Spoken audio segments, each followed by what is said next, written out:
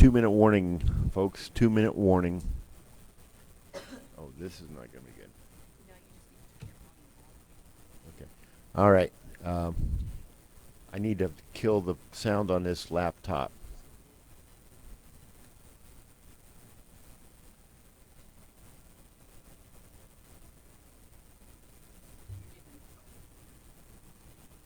Now, take it down to mute all the way to take it all the way that way. There you go. You got it. Okay. There was another. Oh, wait a minute. Time. Come back here. Why don't you just sit up here with him? We just lost it. All right. Very good. High tech, our enemy. I mean, our friend.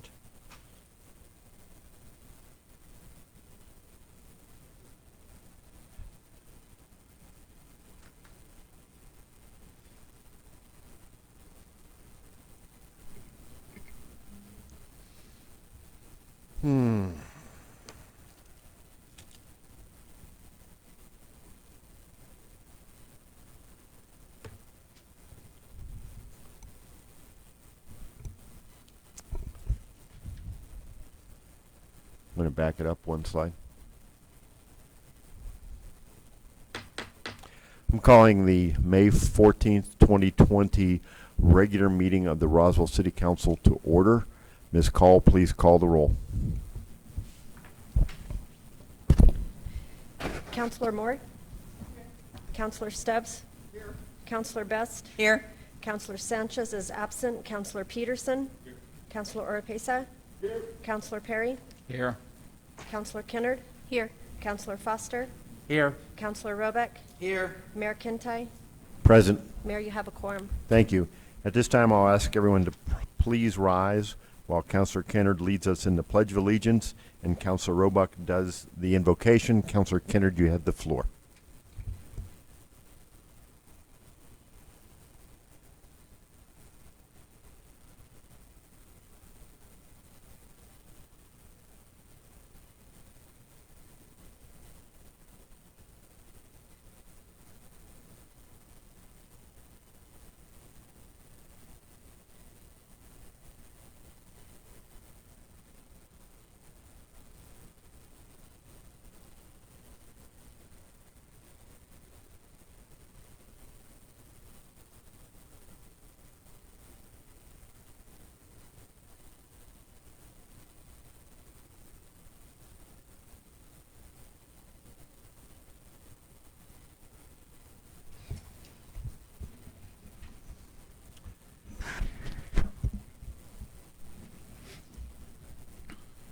Councilor Stubbs. Thank you, Mr. Mayor. I move to approve the agenda for the regular Roswell City Council meeting for Thursday, May 14th, 2020, to include minutes from the April 9th council meeting and the April 27th special council meeting, as well as 2 awards, 1 RFP, the New Mexico Department of Transportation fund sharing request, the library strategic plan, 2 Roswell Air Center leases, and 3 resolutions, and also to remove item number 12, lodger's tax update, and refer it back to the legal committee for some additional considerations. Councilor Stubbs, that's item 22, not 12. What did I say? 12. Oh, I'm sorry. I have written down 22. Thank you. My eyes are getting crossed. I'm sorry, Mr. Mayor. Okay. I have a motion. Councilor, if you'll go ahead and activate your motion button. We're going to be using the vote boxes tonight except for the nominations. Councilors, I'll alert you with the help of Ms. Call. I have a motion by Councilor Stubbs and a second by Councilor Peterson to approve the agenda as presented, with item number 22 being pulled for further committee action. Any debate or discussion on the agenda as presented?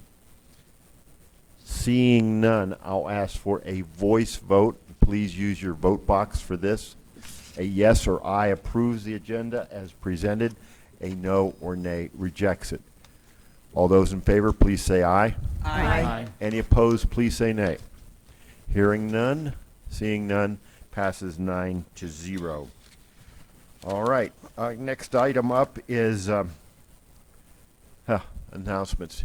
Mr. Nebb's going to address this. We're going to be looking at a workshop on the 26th. Is that correct, Mr. Nebb? You're going to cover that? Ending time. Okay. Because and talking with Councilor Perry, as the chair of the Finance Committee, we believe that we may, because we don't have to do a preliminary budget decision of the City Council, that we may want to move that meeting a little bit later into the next month, allowing for a little more time with some of the conversation we're having with individual Finance Committee members and that. So Okay. that date may change, but I think the intent will be is that we're going to try to run one workshop in order to cover the entire budget, and then we will have the time all the way up until the end of July to make the appropriate amendments to the proposed budget. So. All right. The only other item I have here is a note from Ms. Call to please silence cell phones. I remembered this time. And without further ado, I'll turn it over to you, Mr. Nebb. Okay. I've got a very brief part for this, but just some updates with where we're at. And again, I believe everybody's aware that the governor has changed the public health order as of yesterday. We're still waiting for the final documentation to come out. We have not seen that yet, but along with that, we're moving forward. This chart here that I'm showing is some of the budget work as well.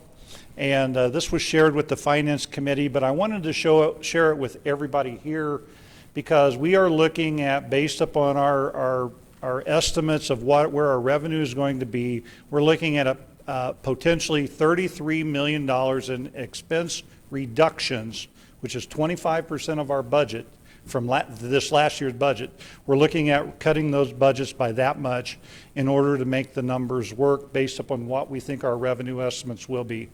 You can kind of see where the breakdown is within the personnel, the operating, and the capital, and where we'll see. And this will continue to adjust as we continue to move forward. But this slide, this is the information we're trying to make sure that the City Council has in their hands, so that we can kind of walk through what the impact of COVID-19, what the downturn of the oil and gas will be, and then how to move into maintaining services for our community into the future. But this will continue to change a little bit, but I know that we're fairly solid that 33 million is a good number. It'll go plus or minus a little bit as we continue our conversations.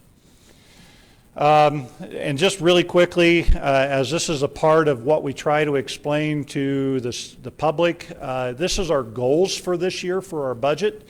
We are trying to produce a balanced budget with the anticipated reductions in revenue and expense.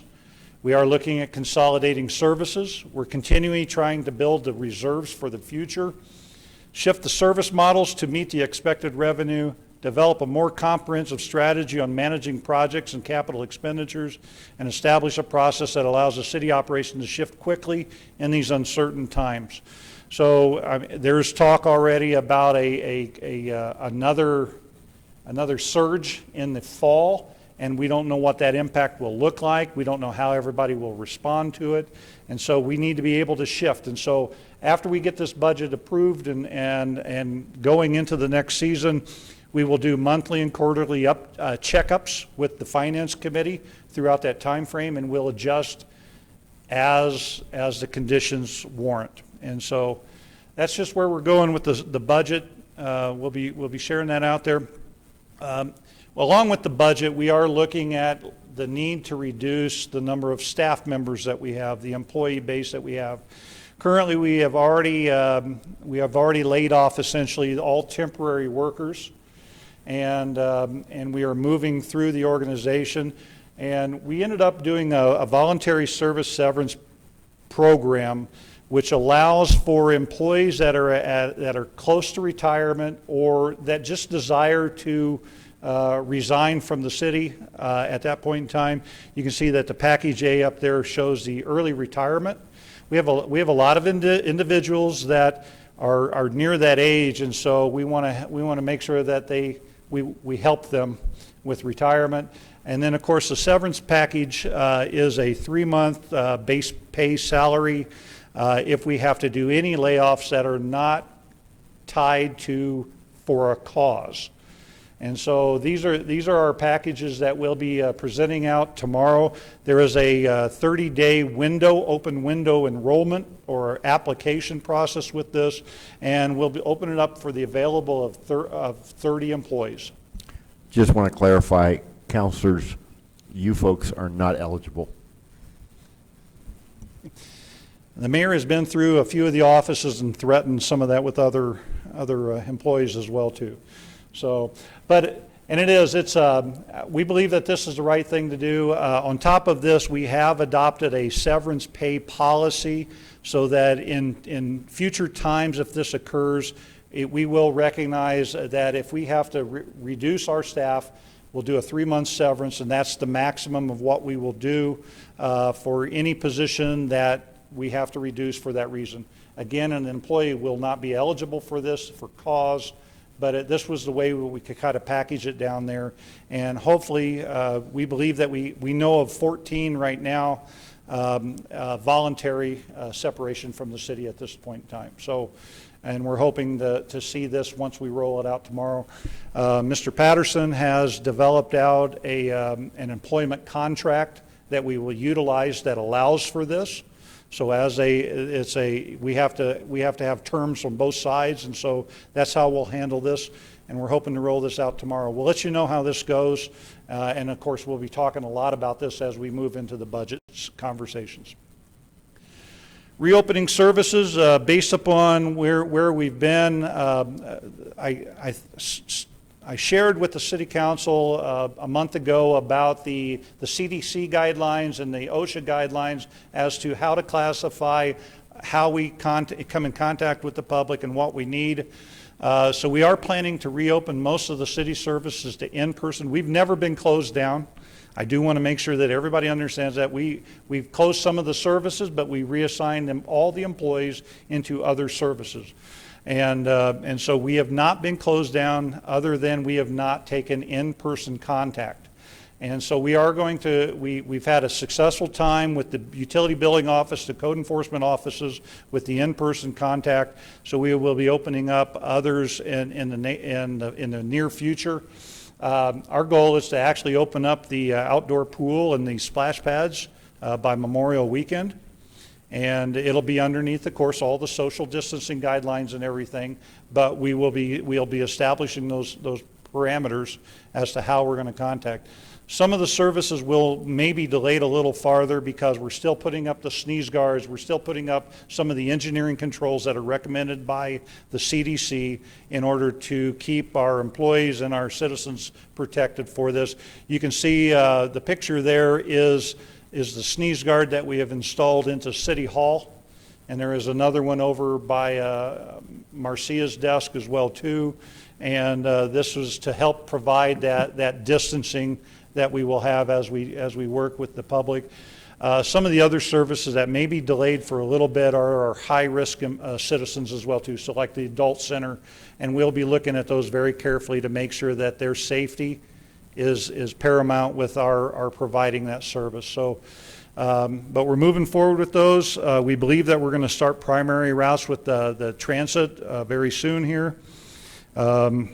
We are going to start having the citizen advisory committees begin a meeting again by GO2 on June 1st.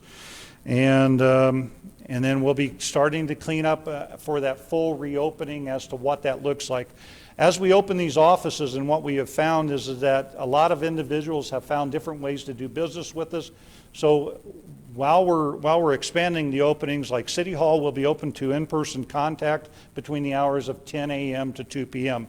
We're going to start that, and then as the numbers grow, then we'll expand out from there until we get back to a full day's worth of in-person contact. And so those are the variables, I believe, and I believe that was the last slide other than the budget meetings, and I will have to update you that I have a meeting tomorrow with Councilor Perry as the chair of Finance Committee, and we're going to be talking a little bit more about what this looks like. But we do believe we want to do one workshop so that we can lay out the entire budget for everybody.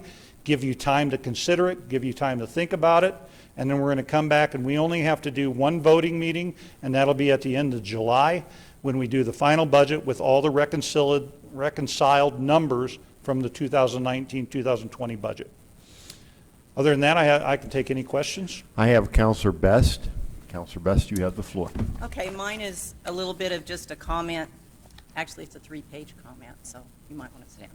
Anyway, I've really been thinking about this, and of course, this is probably going to be my opinion, but I think we need to go in this direction to reorganize everything, so I'll start at the top. Let me address the elephant in the room. For those of you that can't see the elephant, the obvious problem is COVID-19.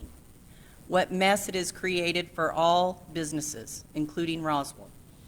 This has broken my heart, but change is good, like a new bull in a herd of cattle.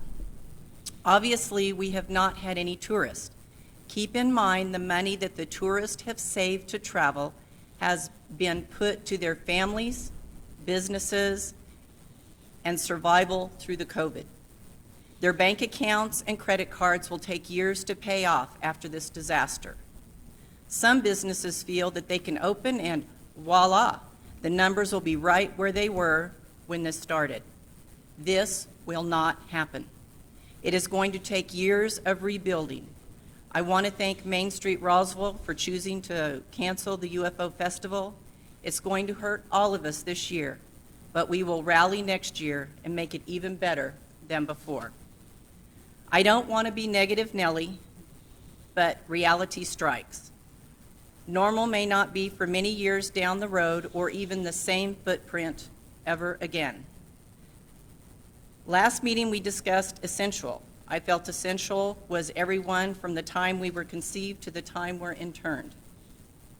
Earlier this week I was thinking necessary. Then I started pondering more. But we are past the point of necessary. We are at critical point. We're at a critical point in our business, Roswell. We have a perfect opportunity to reevaluate all of our quality of life venues. Our services are going to look very different. They will be a charge for each venue. The parks may not be manicured as we are used to seeing. The city can no longer fully support our quality of life venues like it has in the past. As adults, when we have had kids, we did not expect them to stay on our payroll for their entire life. We expect them to get a job, a career, and cut their own path. We are now kicking the kids out of the nest so they can accomplish adulting 101. We have cut the budget $32.6 million from our budget. Let's get this into perspective. $1 million is 30 years of an average teacher's pay of $33,282 per year. That's 30 years. She has to work 30 years to make $1 million. She or he. Sorry, Barry. Budget cuts of $3.2 million will not leave enough to sustain all of our Roswell and our quality of life venues in the fashion we are accustomed to. Let's take, for example, the Roswell Museum and Art Center.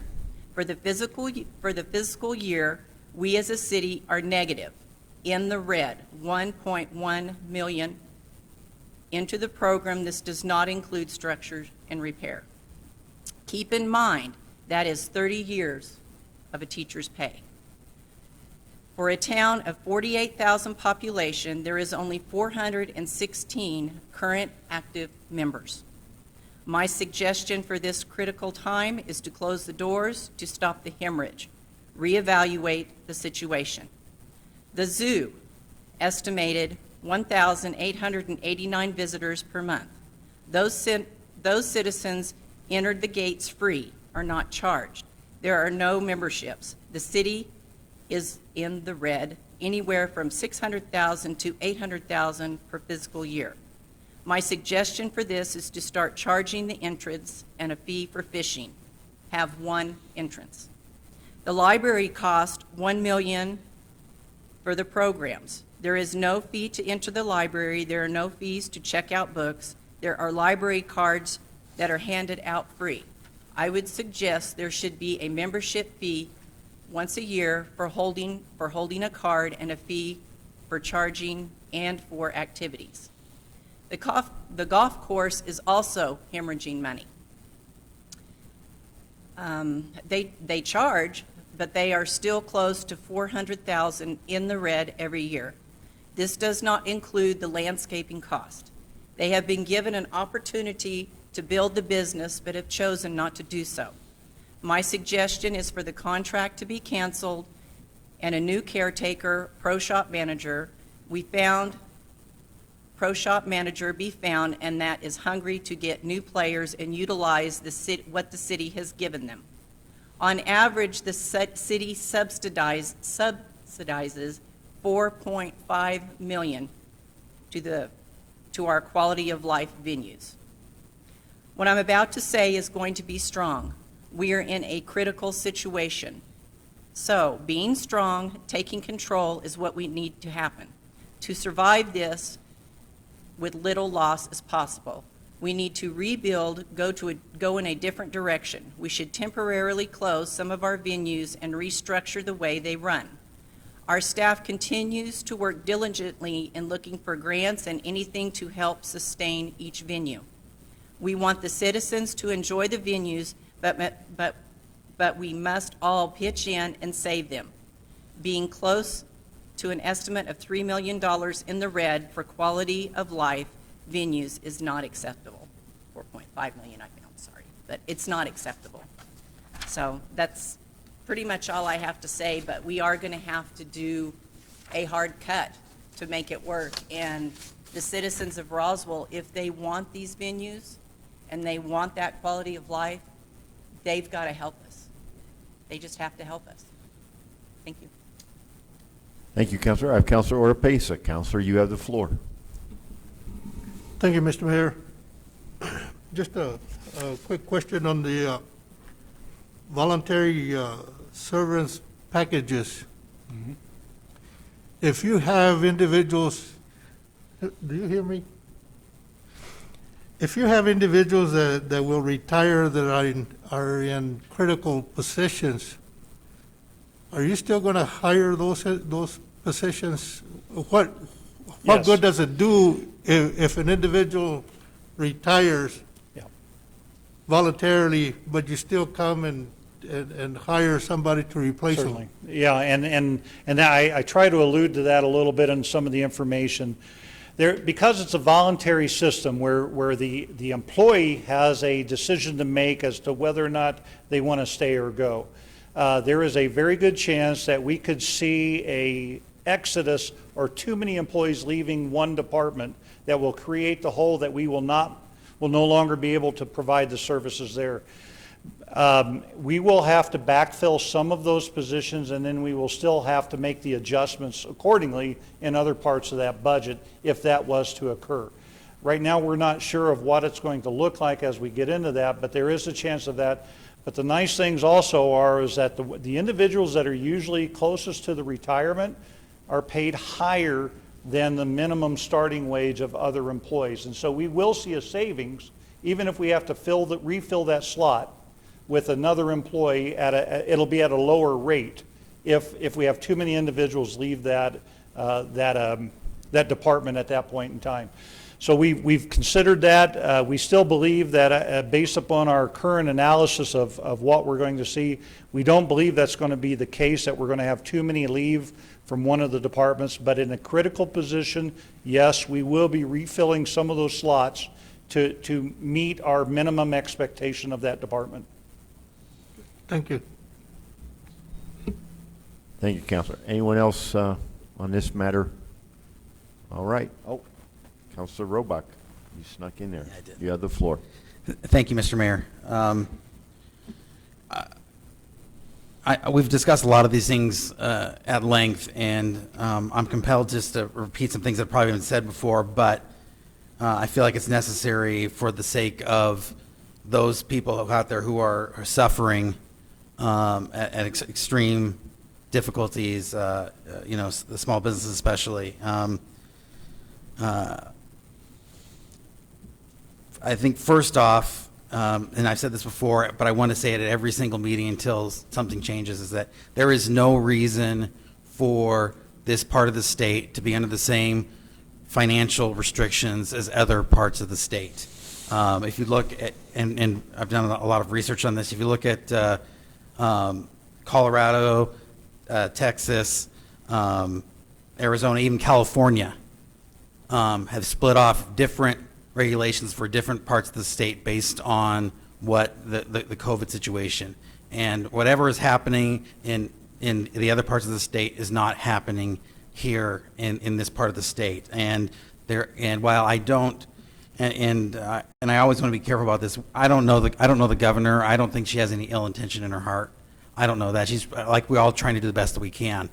That being said, I do know businesses that continue to struggle, and the longer we hold back when we don't need to, the longer we have restrictions that aren't really helping us, the more it's going to hurt this community long term.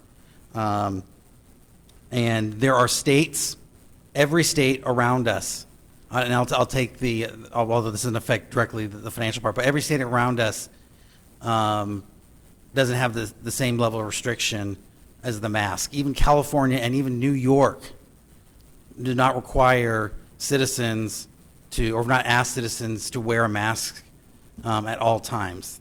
There are appropriate times when they obviously should be worn, and there's times when it doesn't matter. And there are certainly times, as the Surgeon General has pointed out, that they can actually cause harm. I'm not recommending. I'm not a medical expert, but they're definitely so just this whole idea, this blanket mentality that whatever applies for the whole whatever is good for the goose is good for the, it's this blanket mentality just is not right. And every single day that we're going to have to step back into this just from the sake of psychologically. So the slower we do the step back in, the longer it's going to take for us to get back to a place where our businesses are doing well. I mean, you look at the UFO Museum, which they sell 225,000 tickets a year, and they've been closed how many months? You just start doing the math there, and that UFO Museum is that helps out those people come and they hit all those little businesses, and sure it's going to, as Councilor Best said, it's going to take time for this to come back, and the longer we wait to move forward, the more time it's going to take. And Texas is moving forward, and Arizona is moving forward, and Colorado is moving forward. And we have such a smaller number, our population density in New Mexico is 17.3 people per square mile, compared to Colorado, 55.3, or Texas, 108, or Arizona, 63. We are tiny, and I am sure that everybody listening has at some point driven up to Albuquerque from here, or driven up to Santa Fe. There is nothing, literally nothing, except, well, the ranchers might disagree with me. There's nothing, there's nothing between here and there. We're isolated. We need to psychologically begin to move out of this, and these hanging on to these things that, again, even California, even New York City, they don't have the same level of restrictions. And and I will speak and I have, I've got certain resources, and I feel that, I'm a small business owner. I've got certain resources available to me. I'm pretty scrappy too. I'm gonna hang around maybe longer than others, but I don't think people understand that. So I've been working on a small business that hopefully will be opening downtown sometime this summer. We've been working on that business for over 2 years now to get it open. We've had to go through jump through all the hoops, et cetera, all the, everything from getting permitting from the city to getting a loan from the bank to the ideas of the concept, to finding all that stuff. It's a ton of work to open and create a small business.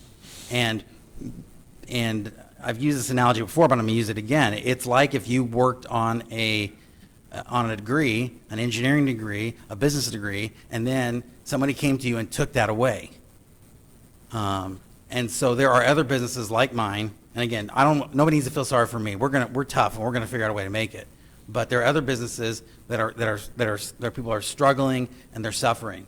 And these small business owners I mean, if you think about what a small business is, you don't go into a small business if you're trying to become rich. It's just not, it's not why people open small businesses. They open small businesses because they care about their community, and they want to make their community better. That's why people open small businesses. Nobody opens a restaurant thinking they're going to become a billionaire. You just don't do it. That's not why you would do that. If you're trying to become rich, you get into stocks or finance or become a doctor or something, that makes a lot more sense. Only if you're crazy do you get into the small business. So these people are really doing this work for our community. And I've talked to a lot of different medical professionals, and the virus is real. There are certain things that are especially dangerous about this virus more than other viruses we've encountered in the past. So I'm not saying that we shouldn't have any kind of restrictions, or we shouldn't be taking it seriously at all. But I am saying that we have to continue to fight, and I really encourage people to continue to fight for their community, fight for their businesses, fight for their rights as individuals. The worst thing about this is the lack of clarity. We don't even sometimes know what these orders even mean. And as anybody knows, uncertainty is probably the worst thing for our economy. And economy, money, it's not about, we think of money as being this evil thing. And economy, what our economy represents is the hard work and the livelihood and the well-being of our people. And so I don't think we should ever, and I've heard way too often, well, you just care about making money. That money represents the ability to take care of ourselves. It represents the coming together and working together. And it's so much more than just somebody who's greedy and trying to make a profit. So related to the budget conversation, I don't want people to forget that the reason why this is happening is because of these restrictions. And we need to move forward. And until we do, every time we have an opportunity to say that for the sake of my constituents who are suffering, I'm going to continue to fight for them and continue anytime we have a platform to say we've got to move forward, and the governor needs to consider letting us do something differently down here in southeast New Mexico. Thank you. I yield. Thank you. Now I have Councilor Kennard. Councilor, you have the floor. Thank you, Mayor. I realize that a lot of our statements will just fall on deaf ears up north, but I do feel that it's important to talk about your comment about a flare-up. I mean, we keep hearing that in the fall there's going to be a comeback. So I guess what I don't understand about it is while we have 100-degree temperatures outside, why we wouldn't let everyone open back up and brace for the fall. It just seems to make sense. And I don't know, it's pretty frustrating. And to piggyback on what Jacob said, I have 6 children, 4 of whom are adults now, but so many of them, or several of them, had been given jobs by small businesses here in Roswell. And that's just a devastating blow to Roswell. Small businesses employ our children, teach them how to work in the workforce. And so, anyway, I don't want to beat a dead horse, but that's my 2 cents. All right. Thank you very much. I have no one else on my list, so I think we will move on to the next Thank you. item. Item number 4. Councilor Roebuck. Thank you, Mr. Mayor. I move that we hold a public hearing and vote on proposed ordinance 20-04 relating to industrial wastewater regulation updates. Second. I have a motion by Councilor Roebuck and a second by Councilor Perry to hold a public hearing and vote on proposed ordinance 20-04. Councilor Stubbs. Mr. Mayor, I would like to move an amendment, but maybe we should wait until after the presentation. So, We can go ahead and make the motion now. This is going to be, you want me to go ahead? yeah. Okay. Mr. Mayor, thank you. I would like to move to amend the proposed ordinance 20-04 with the following 5 changes in the clean version. I think you all have copies of this. The changes are page 9 of the packet, line 8, add "and" after the first "whereas." Page 26, line 14, strike "the following may contain." On page 30 of the packet, line 34, replace "superintendent" in the square brackets, delete that and replace that with the word "director." Page 33, line 12, strike the square brackets around "the city." And page 38, again of the packet, line 2, add a 0 to the 1,00, making it $1,000. I have a motion by Counselor Stubbs. Counselor, if you'll go ahead and hit your motion box. A motion to amend, and a second by Counselor Perry to amend the original motion. Just quick point of clarification before we go, Mr. Patterson. These pages, as Counselor Stubbs noted, are the pages of your packet, not the pages of the document. And to further clarify, the first amendment, the "and" would go after the semicolon, Yes, sir. which is on line 8. Without further ado, Mr. Patterson.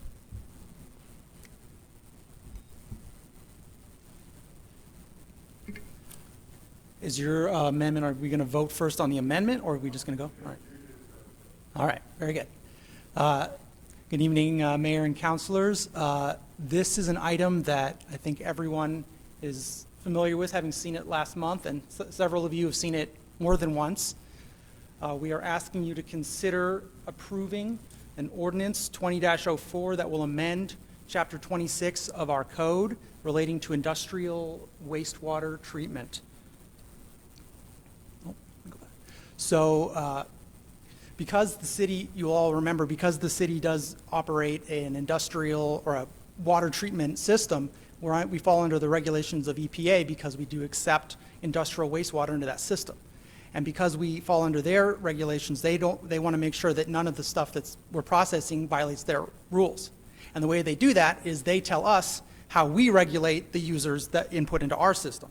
And the way they do that is they promulgate a nationwide model ordinance that municipalities like us are supposed to adopt. Well, we've already done that, but from time to time they will change it, amend it, whatever they need to do based on their infinite wisdom in Washington, D.C. And so when that happens, it becomes our task to go line by line and check the revisions to the model ordinance versus what we have in our ordinance and change whatever is appropriate. That's a painstaking and difficult process that thankfully the previous city attorney has already accomplished, and I will give a shout out to Mr. Holloman for not leaving that in my lap. So that is what we have here. A couple things I would like everybody just to remember. One, these are, again, promulgated from the EPA, so they're not changes that we have discretion about or that we thought about. You know, it's EPA's environment, we just live here. They tell us what to put in our ordinance, and we do. The second thing I would remind you is that most of these changes, in fact, all of them, are really cosmetic to the ordinance, changing language and not actually changing substantively in any serious way our actual regulation or practice with regard to users. These are really mostly changes that are form over substance. All of these things we already do, already have the power to do, and this is really just clarifying that or making it explicit. I think one of the examples that Mr. Holloman gave last time was that where before it might say, you are bound by the regulations of XYZ federal regulation, it will now actually set forth what that stuff is. The other thing I'd like everyone to keep in mind about this is that it really only affects a handful of heavy industrial users, and that they are big players who are familiar with all of this. There's nothing surprising here for them. They're familiar with this. It's national standards. They understand it. They know this is coming, and they're not surprised by any of it. So with all that in mind, I'll show you that, just as last time, these are the major changes that are made to this. Really, it talks about updating how we do permitting, some of the aspects of compliance by the users and how we monitor that, and then some expanded provisions about penalties that we can assess, criminal penalties, civil penalties on top of that, and then a system of public shaming where if somebody's been violating their wastewater standards, we can publish their name in the newspaper and tell everybody how bad they've been. And I will lastly say that none of this, if I understand correctly from Mr. Norton, this is not affecting the actual limits that they have substantively in terms of like how much chemicals or whatever. Those are determined locally by our own chemists in our own labs, and those are not really being changed by this, which is all kind of procedural stuff. So with all that in mind, this was recommended by Infrastructure on March 23rd.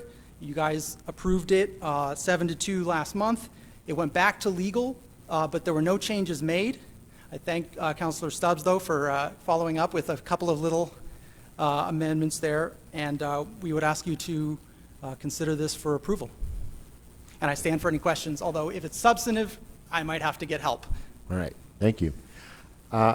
Councilors, we have a proposed amendment before us. I'd ask that we go ahead and deal with that proposed amendment first, and then take final action based upon what you decide about the amendment. So on the amendments as offered by Councilor Stubbs, you have the hard copy in front of you. Any discussion or debate on the amendment to the motion? Seeing none, I will ask for a voice vote on the amendment.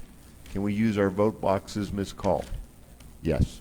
All right, we will be able to use the vote boxes. A yes or aye approves the amendments for proposed ordinance 20-04. A no or nay rejects the proposed amendments. All those in favor, please signify by saying aye. Aye. Any opposed, please say nay.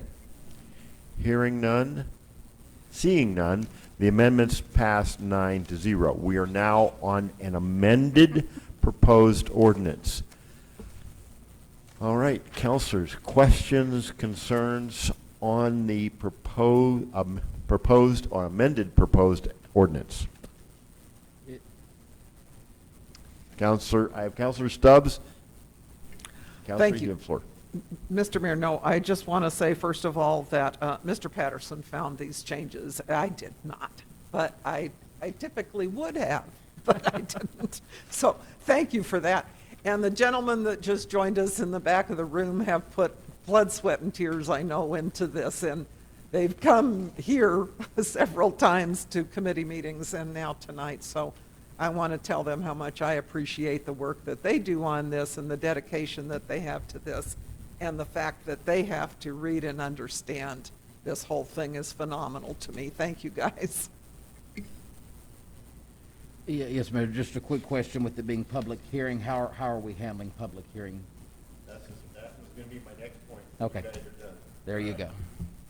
Ms. Ball, Councilor Perry raises the issue. Oh, sorry. Councilor Perry raises the issue I was about to address. This is a public hearing. And normally at this point I would ask if there is anyone wishing to speak on this matter, whether they had signed up or not. I don't know if we have anybody in the other room. Do we have anyone? And you're going to check, Ms. Call? All right. Anyone who wishing to speak on this in any way? And councilors, we're attempting here to embrace the high-tech environment. I want you to know I have, count them, 4 monitors in front of me. Take pity on me, please. No, I'm not using the phone. Ms. Call has indicated that there is no one present in the viewing room wishing to speak. Do we have anyone who is indicated through the GoToMeeting application that they wish to speak on this? And the answer to that is a negative. So at this point, council, we have no public input on this proposed amended ordinance. Once again, councilors, any of you wishing to speak on this matter? If not, I will ask for a roll call vote, as this is an ordinance. A yes or aye approves the proposed ordinance as amended. A no or nay rejects it. Ms. Call, please call the roll. Counselor Moore? Yes. Counselor Stubbs? Yes. Counselor Best? Yes. Counselor Peterson? Yes. Counselor Oropesa? Yes. Counselor Perry? Yes. Counselor Kennard? Yes. Counselor Foster? Yes. Counselor Roebuck? Yes. Motion passes. Thank you. All right, ladies and gentlemen, especially those of you listening in online, we are items number 5 through 15 were adopted when the agenda was approved. They are items considered consent items. So we will now move on to item number 16. Counselor Stubbs. Thank you, Mr. Mayor. I move to approve Resolution 20-26 of the City of Roswell complying with the provisions of the New Mexico Open Meetings Act. I have a motion by Counselor Stubbs and a second by Second. Counselor Perry. Oh, no, Counselor Peterson. You're too slow on the button there. So the motion is by Counselor Stubbs. The second is by Counselor Peterson for Resolution 20-26. Mr. Patterson. Sorry. Good evening again, everybody. We're asking you to consider adopting Resolution 20-26. This is another compliance type of deal. Basically, the Open Meetings Act does require us to annually determine reasonable notice for our public meetings. So this is something we do every year. It's a pretty standard form. It does set the dates, times, and places of the regular meetings of the City Council and the standing committees. Establishes reasonable notice for regular, special, and emergency meetings, and the requirements for closed sessions and minutes. So it kind of is what it is. I don't really have a lot to tell you about it beyond that. All right. Counselors, any questions or comments on proposed Resolution 20-26? I would make note, I think we have our regular dates also in ordinance. And not that we want to debate it tonight, but that might be, since we have the resolution that sets it, perhaps we could delete that from ordinance? That's a thought? We can look at that. Okay. I think the fewer things we have in ordinance, the better off we are. Anyway, that was just my comment. Counselors, anything else on this one? Voice vote? Okay. Counselors, we're going to do a voice vote for this one. A yes or aye approves proposed Resolution 20-26, dealing with complying with the Open Meetings Act. A no or nay rejects it. All those in favor, please signify by saying aye. Aye. Aye. Any opposed, please say nay. Hearing none, seeing none, passes 9-0. Next up is item number 17. Counselor Stubbs. Did I hit it right? Oh, I turned it off? Well, let me turn it back on. Thank you, I'm sorry. Mr. Mayor, this is at the recommendation of the Legal Committee at a vote of 4-0.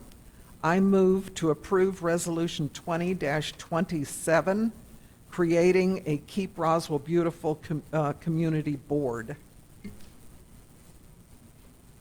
I have a motion by Counselor Stubbs and a second by Counselor Perry to approve Resolution 20-27. Counselor Stubbs, did you want to continue since you had the floor? I do. I'd like to make an amendment motion. Go ahead. Am I doing? I'm not. Just some cleanup. It's part of it's a substantive, but not much of it. But I move to amend Resolution 2027. In the second whereas, delete the word and in the second line of that same whereas, add the word and after the words to make. Okay. Okay.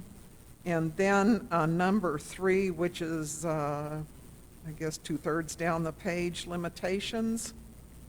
The second line, close to the end of that line, there should be a Y added to the word the. It should read they. And the last line of that paragraph, delete the first word and. In number 4, terms of office, the second line after the word persons, add recommended by the mayor and confirmed by the city council. And then on the next page, the end of well, it's B under 6, appointments.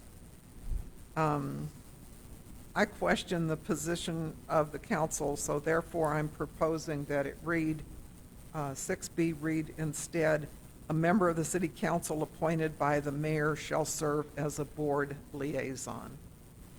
All right, I have a motion by Counselor Stubbs to amend proposed resolution 20-27 as presented. Do I have a second?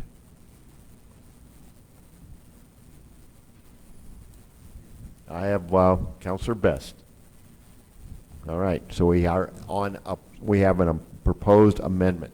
But at this point, I'm going to let Mr. Patterson talk about it, and we can move forward.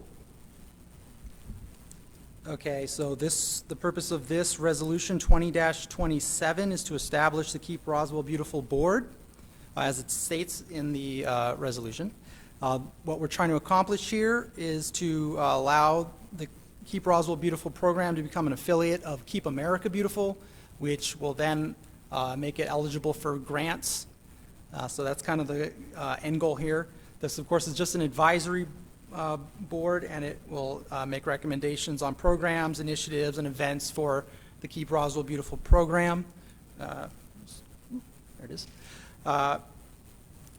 As you'll read, it's the board members serve staggered 2-year terms. They're volunteers, and this board will be governed by Chapter 1, Article 4, except as you'll see if it changes anything within the text of the resolution.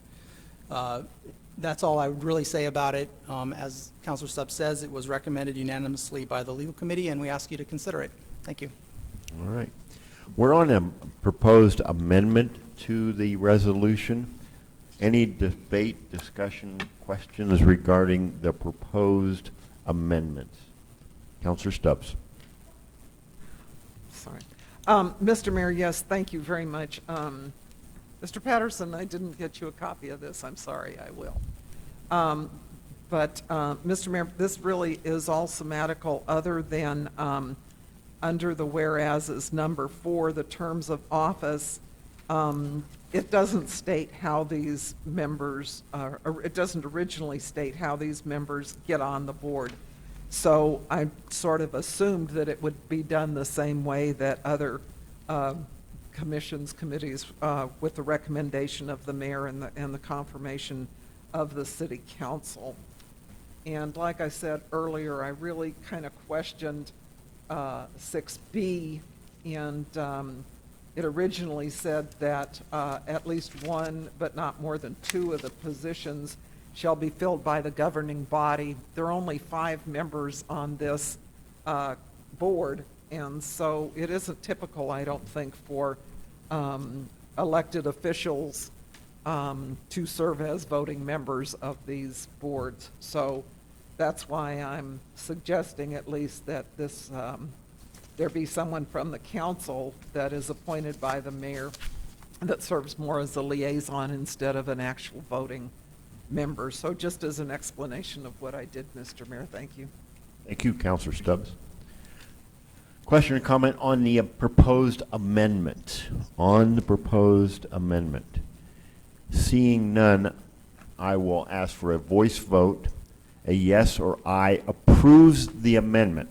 It's not final action, it approves the amendment. A no or nay rejects the amendment, and we continue with the original wording of the proposed resolution. Please use your voting box. All those in favor of the amendment signify by saying aye. Aye. Any opposed, please say nay. Hearing none, Passes 9-0. We are now on an amended resolution 20-27. Further comment or questions about the proposed amended resolution? Seeing none, I'll ask for a voice vote again. A yes or aye approves the amended resolution. A no or nay rejects the amended resolution. All those in favor, please signify by saying aye. Aye. Any opposed, say nay. Hearing none, passes 9-0. Thank you. Next item up is item number 18, Counselor Stubbs. Thank you, Mr. Mayor. This is, again, at the recommendation of the Legal Committee at a vote of 4-0, that I move to approve Resolution 20-28, establishing the Roswell Opportunity Advancement Revolving Fund. I have a motion by Counselor Stubbs and a second by Counselor Peterson to approve Resolution 20-28. Mr. Nebb. Mayor, City Council, thank you. This program has been a long time coming, a long time renovation of a revolving loan program locally. It is coming at one of the best times where it will be the most valuable for us to help all of our small business owners and all of our businesses as well too. This is a culmination of a variety of different revolving loan programs from around. I've brought examples down from me. Mr. Mike Spiritu, our Roswell Chavez County Economic Development President. I'm going to ask him to speak at the end of this thing for support of this as well. But as we worked on this thing, we found that the challenges that our business owners face, especially in an existing building for fire suppression, for ADA accessibility, and now this program will also be utilized to assist some of those businesses with bouncing back out of this COVID-19. And so this program, it sets up a revolving loan program that will be administered through the Economic Development Corporation, and it'll be seeded by money from the city. Then the EDC will be able to utilize the loan proceeds to renovate that fund. Right now we are seeding this program for about $150,000 out of, and I'll talk about that fund here in a second. But this low interest loan program does not replace the need for financing from a bank as well. This money here and most local revolving loan programs are a gap financing situation. And so that's when the capital that the business has and the borrowing from the normal banks and credit unions and such, when they can't close that, we step in and we provide that additional assistance to close the deal and help them get on their feet. I won't read the entire document. I have the slides here so that you can kind of keep up with where we're at. But right now we are going to seed this with $150,000, what we would like if it's approved. We have in that fund a community development fund that it's been sitting dormant for a while within the city funds. There's over $1 million within that fund. So we believe that is for a town our size, that is a very good starting point in order to develop a program that shows our support of small business, shows our support of the downtown businesses, and any of those needs that they have. So this expands it out. There's $1.2 million in that fund right now. It establishes that we'll seed the money through the EDC with the $150,000, and then if a program comes along that does not meet within those criteria or they need additional assistance, then the EDC will come to the City Council and ask for that project to get that extra benefit. And so that's where we're at with this. I'll answer any questions, and I'll ask Mr. Spiritu to come up and speak on his viewpoint of that. Mr. Spiritu, you want to add a few words? Good evening, Mr. Mayor, councilors. It's always good to see you all. Thank you for your support of our community. This fund is something that, and you all spoke about this indirectly when you were making your comments in the beginning of tonight's meeting. The impact to our community from this virus has impacted people in so many different ways. especially our local business folks. This program is something City Manager and I have been working on since October, believe it or not, to find a methodology to help our small local business who've invested already in our community in ways that they can help grow their business. But most importantly, as our local folks find challenges, and I can probably tell you several, and I'm sure the city manager can probably tell you several hundred, but as local small companies here in Roswell need help, this is a way that we can get them that help. Some of the programs that exist today for helping small businesses are good, but they're cumbersome. They're tough. SBA loans, if you ever applied for one, not an easy deal. This is a great gap measure to help local small people, our business people, to be successful. So that's what it's all about, helping our community. And I stand for your questions as well. All right, thank you. I have Councilor Oropesa and Councilor Best on my list. Councilor Oropesa, you have the floor. Thank you, Mr. Mayor. You know, this is a great program, but in light of the conversation that we're having of tightening our belts and so forth, and where is this money coming from? You can see right up there on that second bullet point on here, this is Fund 4045. It's a community development fund. This is money that has been collected and sitting in one of our fund accounts for a number of years. And so we're not using general fund dollars for this. We're not using enterprise fund dollars. This is money that is specifically for the use of community development, and it's been sitting there because it has had no use. So we're putting it back to work. And so if an individual comes and asks for a loan, how much, let's say he asks for $30,000, or somebody asks for $30,000 for his business, his or her business, how much money does the city get back? It'll be that plus a low interest, I believe, and I don't know if you want to speak about how you're going to operate through if a request comes in. I'm happy to. Sure. Okay. So what'll happen is that there, and if you read the documentation that's in there, because the policy is all in the packet as well too, and it covers a lot of those details. So an individual business comes in and they say, I need help with this gap financing.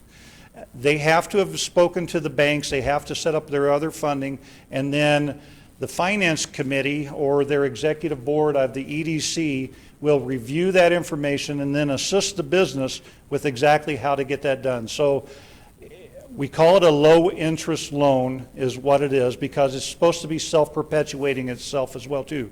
So it'll be the $30,000 plus whatever those payments are for over the term of what that is, and then it'll recreate the interest that's associated with that. And so what'll happen is, and that's why we call it the seed money for the $150,000, we're going to give that to the EDC to start the program. They will put it into their bank account, and then they will utilize that money, and then the interest will be kept by the EDC as well too for future loans or future expenses associated with this the loan program. The city will not necessarily get any money back, but they get a thriving business that can survive through these economic times, if that helps. The money will not come back to the city in this way. But what we're doing is we're setting up a perpetuating fund underneath the EDC so that they don't have to come back when the fund begins to operate the way it is. It will refeed itself at that point in time. So the interest collected for the loan will go to EDC? It'll remain with the EDC as a broker concept as to what those funds are, because they're going to do all of the work of administering those loans. Okay, thank you. All right, thank you. I have Councilor Best and then Councilor Perry. Councilor Best, you have the floor. So a few of my questions were answered. So the initial 150,000 or 102.58 goes to EDC. It sits in their account. It's borrowed out. They get a 4% interest, low interest. The interest is paid back along with the principal, Correct. and the city does not get any of the principal back? We do not take any of that back. What we'll have is, if you look at the number of the 1.2 million, we will collect interest on the money that we do not provide into the program. Okay, so That's they where, get the seed our money. interest will come from, is that 1.1 million that's left. So they get the seed money, they do the distribution of all the funds, we're just giving it to them, and they have to Right. manage it. Now, how is the EDC going to be accountable to us? I'm not saying anything Certainly, bad. certainly. We have a lot of programs that have issues. I want to make sure that seed money is safe. It'll They have be, yes. to report to us, audit. Yes, yeah, it'll be in their normal auditing practice as far as that is. I believe you're doing an annual audit. Mr. Mayor, Councilor, yes, we are audited annually. These funds will be kept in a restricted account, only used for that purpose. So they'll be separated from anything else within our organization, so the direct visibility. We will be happy to provide you monthly status updates on that fund, but we do have an audited response, absolutely, every year. So, and that's with the local CPA. Okay, so firm. it's pretty much got its own line item. And, Yes, ma'am. And it will revolve in that. Yes, ma'am. I think it would be kind of nice to have us either, I'm sure it might be fast now. They might come in fast now because of the situation we're in. It would be kind of fun to track it, to see which businesses are borrowing it, so forth and so on. Well, what's important too, Mr. Mayor, Councilor, is that this fund is really made to regenerate itself, to replenish itself, so we can help more people. And it's also, remember, a gap financing, so it's not a loan for the entire project. It's a project that a business already has in mind, and maybe they need additional $30,000 to get over that hump to get their business back in line. Correct. That's what it's all about. It's not really to fund an entire project. It's designed to help Correct. finance that gap. But most importantly, I think what's important, and I respect that comment about watching those finances. That's why we have a mechanism to restrict dollars in separate accounts for purposes like this, because we deal with projects all the time. That's what we do. And in fact, this coming fiscal year, we'll be providing our financials to you every quarter, right? Yes. Every quarter. So you're going to see this every quarter where that money is. Okay. And I'll be here to present that to you every quarter as well. That would be greatly appreciated. Yes, ma'am. Thank you, sir. Right, and I currently have Counselor Perry, Counselor Roebuck, Counselor Stubbs, and Counselor Oropesa. Counselor Perry, you have the floor. Thank you, Mr. Mayor. Just a quick comment, just to try to maybe help settle any counselors' concerns that they may have. This is not, I'm not looking at this as giving $150K to anyone at this, and that the city's not going to get money back. We have to recognize when they are taking this money and they are doing a project that may allow them to get to have more employees, that may allow them, if they're retail, to have more product, which will allow us for more GRT. So if they have more employees, that gives people in our community the opportunity to go spend their money at the grocery store and at the restaurant, so that's more GRT coming through that as well. Also, we have to look at the fact that through the small rate of return with this, that's going back in there, and 10 years from now, we're not looking at $150,000, we're looking at that much more, and that will continue to grow. So it's an investment, and if a city and a city council can't invest in economic development, I don't know, what we would. So I very much favor moving forward. Thank you. All right, thank you, Counselor. I have Counselor Roebuck, Counselor Stubbs, and Counselor Oropesa. Counselor Roebuck, you have the floor. Thank you, Mayor. I'm really excited about this project, and I think I really am excited to see the EDC and the city working together on this. We really need to depend more on that. They can do something that we can't as a city. They can go out there and work really closely with these businesses. So I'm really thrilled about it. Sometimes I think about this. Maybe a different word we might use. All this probably not technically accurate, but it's almost like an endowment, where we've created a fund that exists to continue to benefit what the people of the endowment's for, in this case, the small businesses. I was wondering if you might give us a hypothetical example of say like a restaurant, how they might use this particular fund, just to help us understand like the reality, what you mean by that. Yes, if you can make something up, be creative. Well, Mr. Mayor, Councilor, I'll give you an example. this past fall, we had a local business that had challenging times opening their doors because of fire suppression. We all know, I know you've heard the stories of the issues with some of our aged buildings and how expensive it is for businesses to install the fire suppression systems needed to open their doors. We had a business like that here in Roswell, and they were delayed.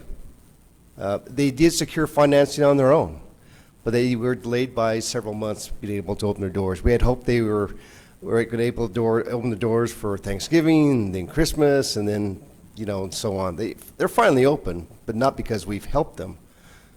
If we had a program like this, it could.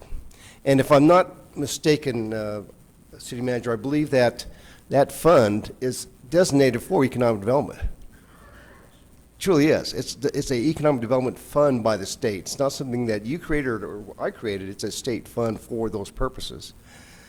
I think the most important piece about this is that we could help so many with a little bit of money. And, I'm not sure where this is going to take off. I'm almost frightened that we're going to be overwhelmed by the need. I have spoken to many businesses, and I will share with you that they are all frightened too. One of the things I want to share with you that we are going to be doing this fiscal year after we emerge from this virus is a lot more business retention expansion services. What does that mean? It's BRE, and I know that Councilor Stubbs knows that term very well. But we're going to be visiting our local businesses, not just members of the EDC, but we're going to visit everyone that we can and talk to them about their business and their employees and their challenges. And this fund is maybe an opportunity for them to be aware of, because it doesn't exist today. But we'll be able to share that with them to help them if they need that, along with other resources that we have at our disposal. Yep. Yeah, thank you. Again, really excited about it. Now more than ever, we need the EDC to be as functioning as effectively as they can, and anything the city can do to help you guys out. We're excited for. I'm excited for. Thank you. I yield. All right, thank you. I have Councilor Stubbs, Councilor Orpesa, Councilor Best, and Councilor Kennard. Councilor Stubbs. Thank you. You have the floor. Mr. Mayor, I agree that this is a great program, and I really appreciate Mr. Nebb putting the time and effort into finally getting this in the queue. I really, really appreciate it. I think I have just a couple questions. Mike, if I'm not mistaken, is or used to be at least a state program similar to this. Was that smart money or was it something else? Mr. Mayor, Councilor, yes. And however, that program has kind of faded away. Okay, the New Mexico Finance Authority was kind of overseeing that smart money program. They've evolved to some other programs, but they don't nearly touch the smaller needs. They're looking at a lot higher dollar amounts, like we're talking. I think minimum dollar amounts like $5 million. Obviously, we're not talking those type of projects.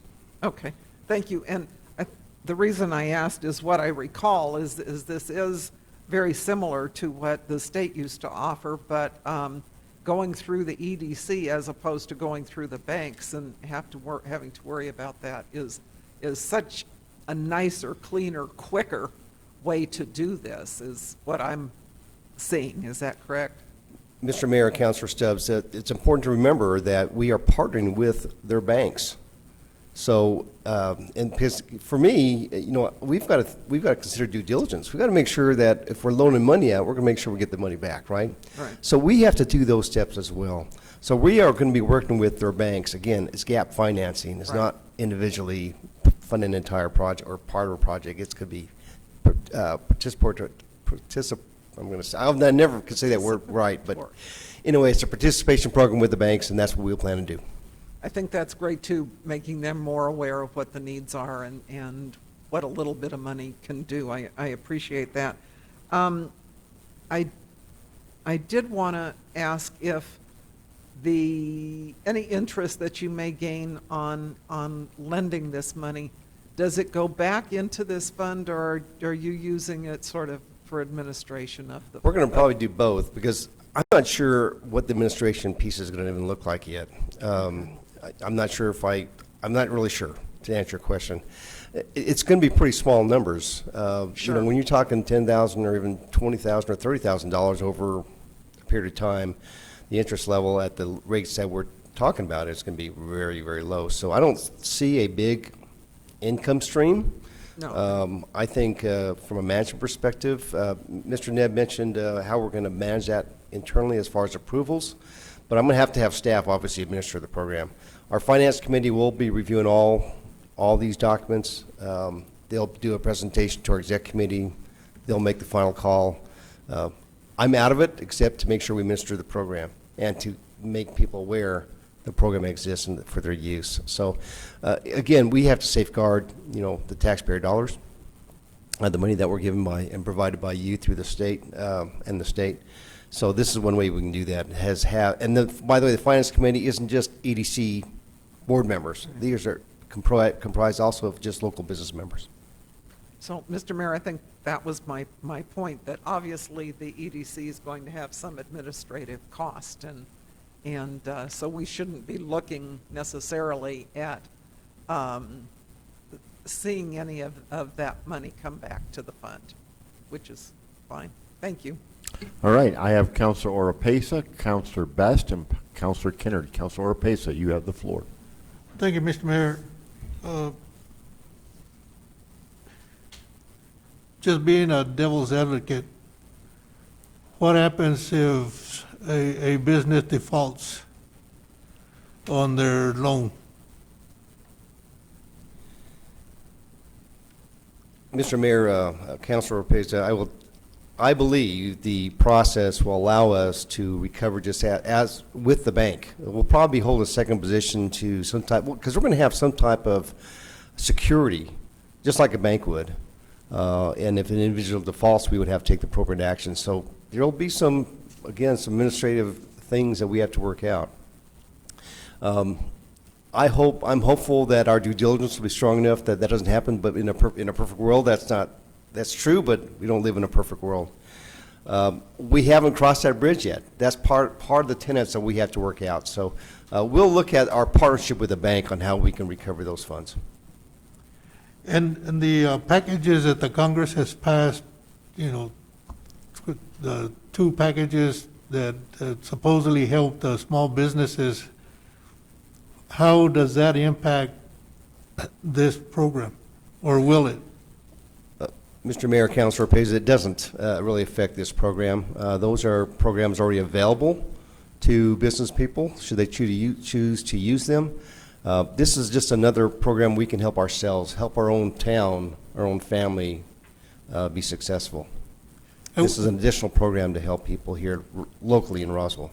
What is an average term of a loan, the average 60 months. time limit that they have to pay back?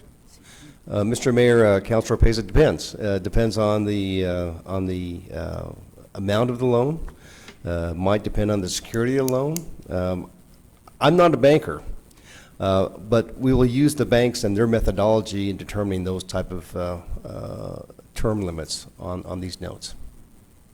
I would suspect that they'll mirror what the bank's term limits are, because again, it's gap financing. Are you anticipating using all the banks, or is there a particular bank or banks that you're looking at? Mr. Mayor, Councilor Oropesa, that's a great question. We will use whomever bank they are using. I mean, if their bank is, well, pick one of the many we have in our community, that's one we'll use. Okay, thank you. Yes, sir. Thank you, Councilor. I have Councilor Best and Councilor Kennard. Councilor Best, you have the floor. Okay, nonprofits, yes or no? Ma'am? Nonprofits, yes or no? Are nonprofits able for this? Absolutely. Okay. And have you gone, I know that EDC works for the county and for the city. You get funding from both.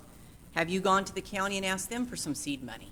Because our businesses are within the county, and if you don't, if a business is in the county and they come to us, are you going to utilize Roswell's money for county? We have, Mr. Mayor, Councilor Best, good question. No, we have not. However, what we have done is gone to the county and requested a local incentive be created that they fund for housing. And it's a $25,000, it's small, it's a $25,000 housing incentive we can use to help developers towards building homes in our community based upon a project that we're working on. But no, to answer your question, in this, we have not. We have, in fact, this is our first stab at it, and but it's not something that we can't do, that I would certainly pursue. I think you should go pursue it. Yes, ma'am. Pursue it, because whatever happens here happens in the county. I concur. Just saying. Thank you. Yes, ma'am. I have Counselor Kennard, and that exhausts my list. Counselor, you have the floor. Thank you, Mayor. Thank you, Mike. So just so that I understand correctly, this is developing your criteria, your application process, all of it. This is just the beginning steps of that, correct? Mr. Mayor, yes. Counselor, yes. This is the very beginning. One that you consider allowing use of the funds to develop a program like this. City Manager Nebb has already created a lot of work with the attorney, with the staff. We have to create documents. We have to create forms. We have to, we have to talk to the banks. There's a lot of things we have to do to put this in place. We have to work with our finance committee and educate them. Of course, I've already talked to our chairman of our finance committee, and he thinks it's a great idea as well. And we do, as an EDC, we do. We think it's good for our community. But yes, we do have some things we have not worked out yet, and that is the details on implementation. All right, I was just trying to understand for myself. So you don't necessarily have like an example of an application, or so if would a business come to you, or would the bank, the business that the bank is using, contact you, or how does that work? Mr. Mayor, Councilor, I will tell you that I think it'll be both. Okay. I think, because we're going to get work with the banks, all the banks in our community, let them know that this is available for small business, because we're not going to exclude anyone. Whether, being a member or not, and you're in the Chamber of Commerce, you understand that, but to us, everyone has the opportunity, should have the same opportunity in this regard. So we will work with the banks and let them know that this is available. So if they see those gaps working with a client, then we can help possibly work as well. It can come to us directly, and then we'll work with them one-on-one also with their member bank. And then I have two more questions. Who is on the finance, and what would be reasons for rejection for a loan approval? So on the Finance Committee, the chairman is Christopher Palmer. He's the president of Pioneer Bank. There's also, we meet rarely because we haven't had a program like this, but there's an attorney, there's a CPA, there's two business people, and I'll be happy, Mr. Mayor, Councilor, to give you the names. I just can't think of them off the top of my head. In fact, I have not met some of these people, so I just know them by name. I think there's one named Steve Harris. I'm going to get this wrong, so I apologize. I'll get you the names. Okay. And what would be a reason for rejection? Would it be because the bank also rejected them, or? That's correct. If they're not credit worthy, then we're not going to be accepting credit either, because we're not going to waste our the dollars we receive, the taxpayer dollars receive as well. Thank you, Mike. Yes, ma'am. Thank you, Mayor. All right, Counselor Perry, and that exhausts my list. Counselor Perry, you have the floor. I guess this may be more of a question for Mr. Nebb. Counselor Bass brought up something that I had not thought of before when she asked, could these funds potentially be used county-wide versus city-wide? Will there be an accompaniment of an MOU after this resolution is done that you will prepare with them, or does the resolution just handle everything? With the county? No. With the an MOU, EDC? yes. Yeah, and the policy itself lays all of that out as to how we will have that relationship. Okay. And we're definitely okay with backing that up with a document that formalizes that. Okay.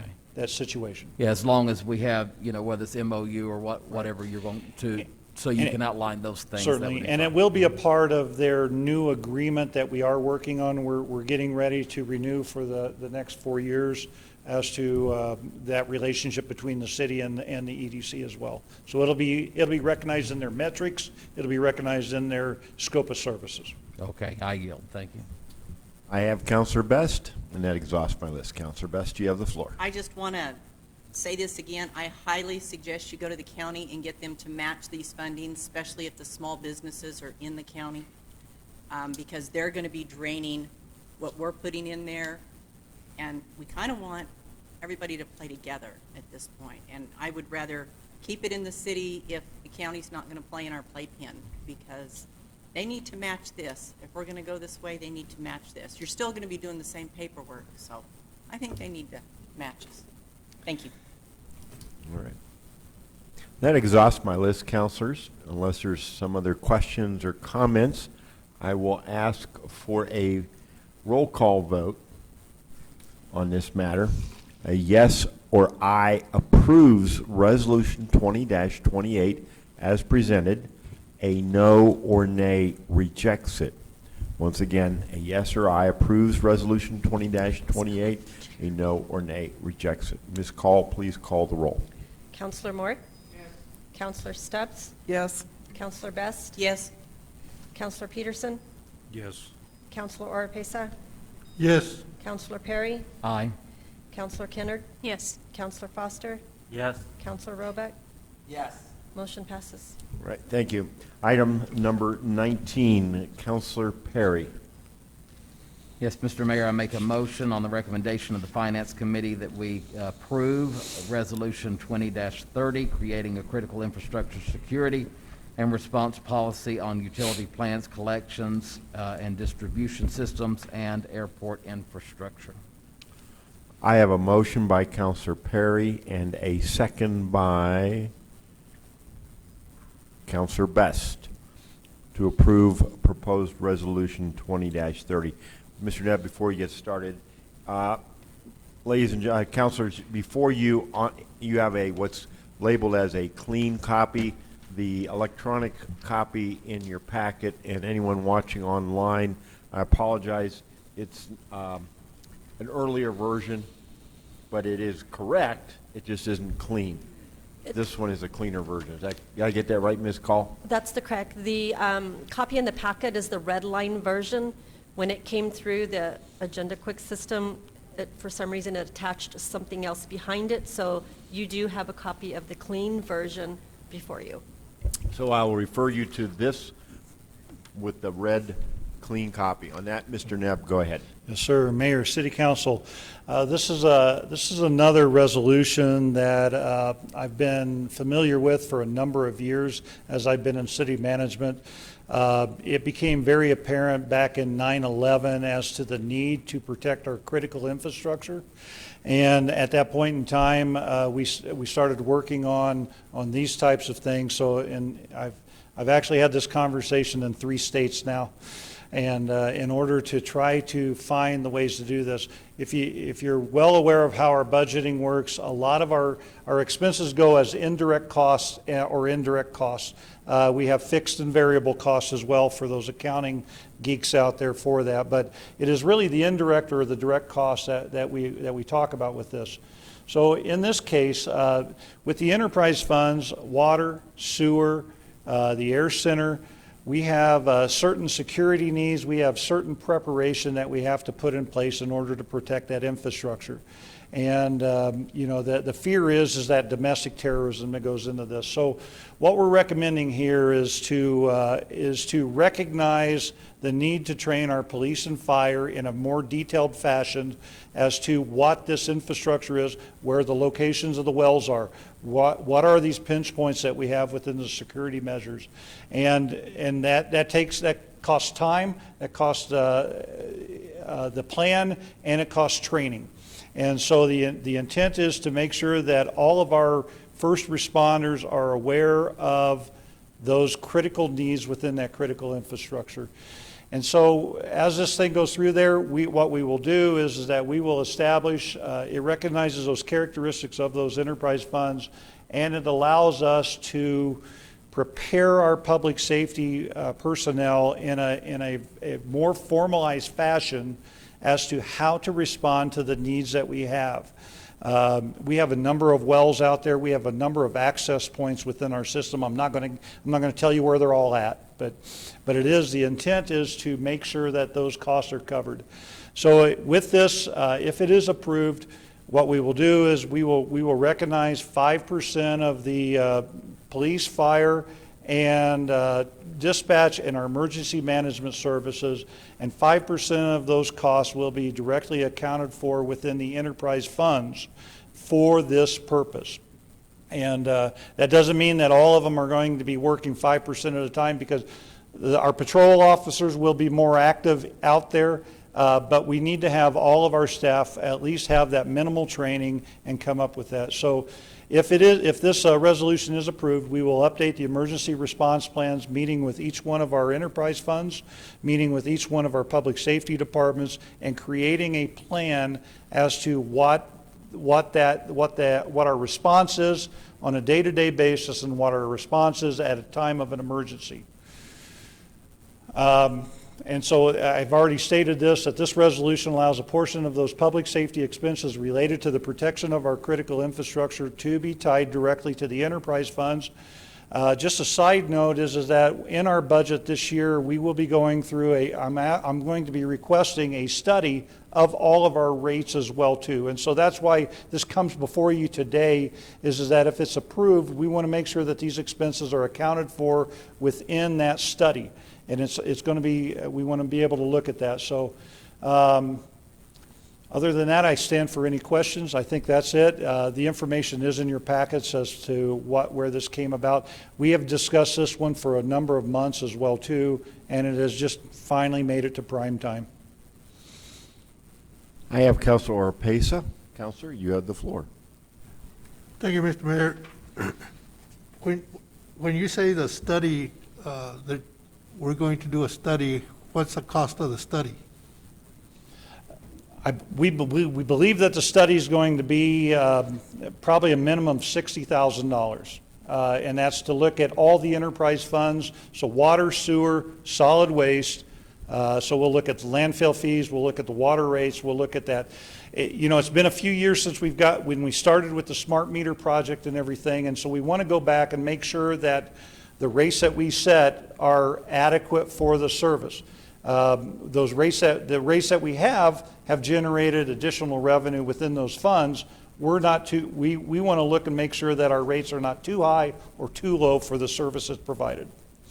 So it'll be a minimum of $60,000, but we have not done any of that analysis as to looking at the firms. We have, I know Mr. Nahar, and we've talked to a few potential firms, but until we have that budget approved, we can't go out and actually get a good solid number. And so what is the anticipated cost for this program? For the program, it'll run a little bit over $1 million. Per year? A year, yes. So when we put this together, and again, as I talked about the indirect costs, so right now we are charging some of the costs indirectly through the general fund. So the enterprise funds provide an indirect cost indirect transfer, I'll use those terms, into the general fund in order to help cover for those services that are over there. What we want to do is, because all the utility funds can create their own security force, we want to recognize this because we have to update our emergency response plans. So it's a little over $1 million. I believe it's between 1 to 1.2 million. And this isn't something that can wait for another year, given the situation that we're in? The challenge you'll have with waiting for it is that the current proposed budget has this built in. So if we don't account for that additional revenue within the general fund, it'll cause additional cuts within that budget, because that money will not be able to assist in the way that we were hoping. Because my concern is, we're looking at layoffs, furloughs, whatever, and yet we're being asked to spend $1 million, and that creates a problem as far as the public is concerned. I appreciate that concern. The challenge we have is that the infrastructure is there. The inherent problems with the security of that, we need to protect our infrastructure as best we can, so that we'll either expend the cost anyway in another fashion, or we need to directly account for it within that utility. And so right now, the first responders, if something happens at the wells or something, They will respond. I would say that based upon what I've heard about our emergency response plans, and not getting into too much detail with that, is that it does not adequately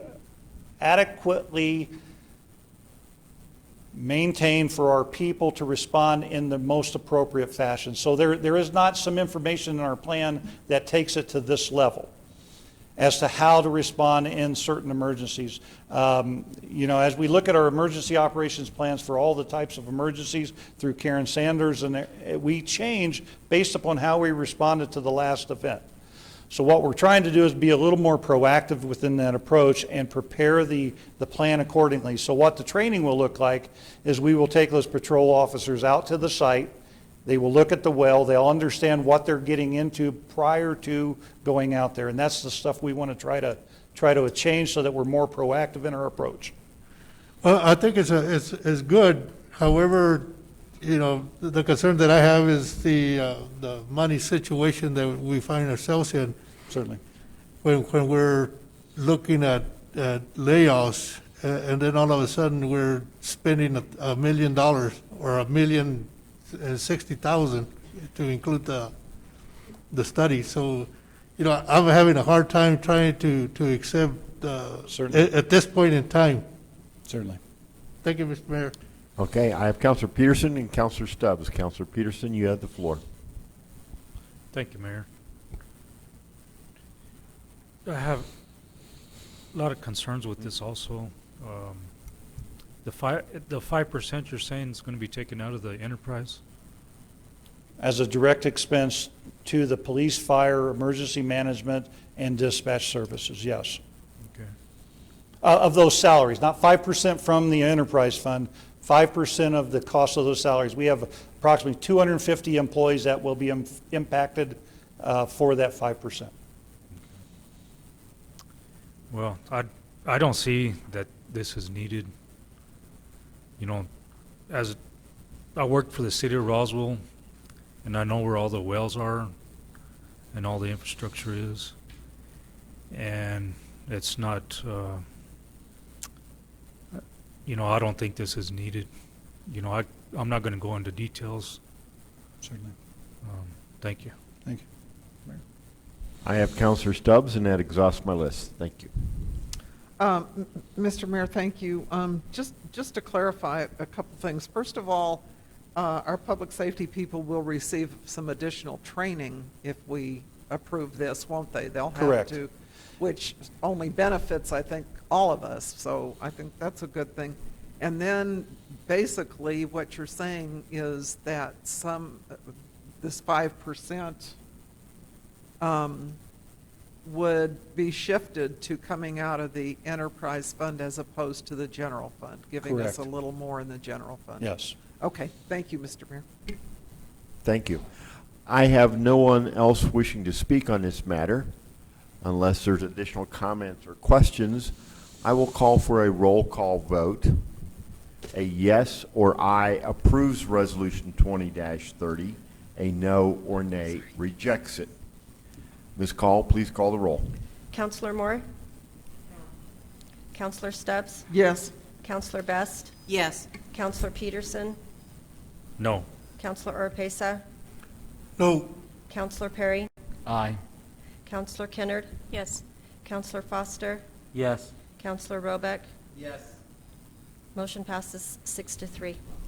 Thank you. Thank you, Mayor. Next item up is item number 20. Counselor Stubbs, you got this. Where, make a motion? Okay, thank you, Mr. Mayor. This is at the mayor's recommendation. We have 2 vacancies on the Commission on Aging, so I would move to approve for position 1, Jesse N. Davis for the Commission on Aging. You want to go ahead and give them both names, and we'll take action independently? Okay, I certainly can. And included in that motion is for position 2, Helen Wakefield. Okay. Ms. Call. Thank you, Mayor, Council. I'd like to talk a little bit about Commission on Aging. You know, we've had a really, really hard time getting members to this committee. So right now, Helen Wakefield, she would be completing the partial term of Mary Frank DeHarb that would end in March 2021.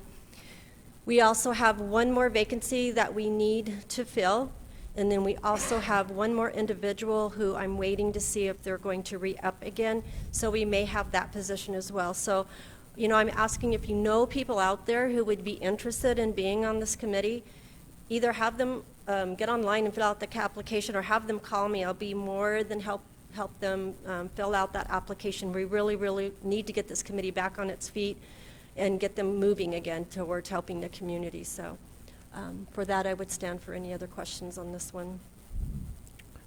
All right. Any questions or comments on the nominees? Because of complications with the voting box, we're going to have to do a roll call for each of these independently, correct, Ms. Call? Well, it's not really a complication with the voting box. The system's not set up that way. If we put these two together like this, we have to vote on them voice votes separately. If I separate them out into two individual items, then yes, we could use the voice box. Can we do a voice vote, or do we have to do roll call? You can do a voice vote. All right. So, councilors, on item position 1, Jesse Davis, any questions? Mayor, did we get a second on that? Whoa, yeah. Thank you. You're worth your weight in gold. Anyway, Councilor Best, you got to hit it again. Okay. I have a motion by Councilor Stubbs and a second by Councilor Best. Normally, I don't make that mistake. For both positions, position 1, Jesse Davis. Any questions or comments? Otherwise, I'll ask for a voice vote. A yes or aye approves Jesse Davis for position 1. A no or nay rejects Jesse Davis. All those in favor signify by saying aye. Aye. Aye. Any opposed, please say nay. Hearing none, passes unanimously. Second position, Helen Wakefield. Any questions or comments on this nominee? Once again, a yes or aye approves Helen Wakefield for position 2, which is a partial term. A no or nay rejects Helen Wakefield. All those in favor of Helen Wakefield for position 2 signify by saying aye. Aye. Any opposed, please say nay. Hearing none, passes unanimously. Very good. Item number 21, Councilor Stubbs. I hate this thing. I'm sorry. I can't tell if it's on, if it clicks or not. I am sorry. Mr. Mayor, again, at your recommendation, I move to approve for the Occupancy Tax Board, position 3, which is an at-large member, Bonnie Bitzer, and position 5, which is tourist-related, Carrie Moore. Okay, I have a motion by Councilor Stubbs and a second by Councilor Best to approve Bonnie Bitzer and Carrie Moore for the Occupancy Tax Board. Ms. Call. Mayor, Council, thank you again. For the Occupancy Tax Board, as you know, we have 5 members, 2 members that are tourist-related, 2 members that are lodging-related, and 1 member at large. At this time, we have position 3, which is the at-large, which the mayor's recommendation is Bonnie Bitzer, and position 5, the tourist-related, which is Carrie Moore, and this would be her second full term, and this would be Bonnie's first full term, and I'll stand for any questions. All right, any questions on either nominee for Ms. Call? Position 3, at large, Bonnie Bitzer. Any questions or comments about this nominee? A yes or aye would approve Bonnie Bitzer for position 3. A no or nay would reject her. All those in favor signify by saying aye. Aye. Aye. Any opposed, please say nay. Hearing none, passes unanimously.